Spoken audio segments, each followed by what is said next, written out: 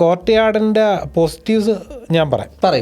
അതായത് ഒന്ന്, നമുക്ക് നാച്ചുറൽ ലൈറ്റ് അടിപൊളിയായിട്ട് ഉള്ളിലേക്ക് കൊണ്ടുവരാൻ പറ്റും.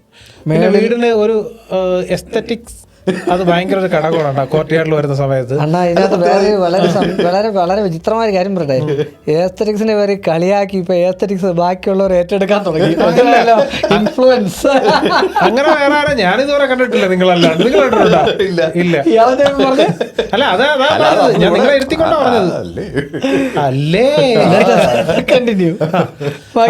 ഈ പറഞ്ഞതുപോലെ പിന്നെ എപ്പോഴും നമുക്കൊരു ഇത് പല ആൾക്കാർക്കും പല തരത്തിലാണ് ഇത് യൂസ് ചെയ്യുന്നത്. ഇത് റീഡിങ് കോർണറായിട്ട് യൂസ് ചെയ്യുന്ന ഒരുപാട് ആൾക്കാരുണ്ട്. അതുപോലെ തന്നെ നമുക്കൊരു 3 സ്റ്റെപ്സൊക്കെ ചെയ്തിട്ട് കുറച്ച് ഡെപ്തിലാണെങ്കിൽ നമുക്കൊരു ഈവനിങ്ങിലൊക്കെ ഫാമിലി ആയിട്ട് തന്നെ ഇരുന്നൊന്ന് സംസാരിക്കാനൊക്കെ പറ്റുന്നൊരു സ്ഥലമാണ്. ഇനി നമുക്ക് പണ്ട് കാലങ്ങളിലുള്ള വീടുകളിൽ നേരത്തെ ചോദിച്ചില്ലേ നടുമുറ്റമാണോ കോർട്ട്യാർഡെന്ന് ചോദിച്ചാൽ കണക്ക് ആ ഒരു സമയത്ത് ഈ പിന്നെ നമ്മുടെ സായാഹ്നങ്ങളിൽ എല്ലാവരും ഒത്തുചേരുന്ന അല്ലെങ്കിൽ ഇല്ലേ ആ ഒരു സ്പേസാണ്. പക്ഷേ അത്യാവശ്യം ഏരിയ പോവും.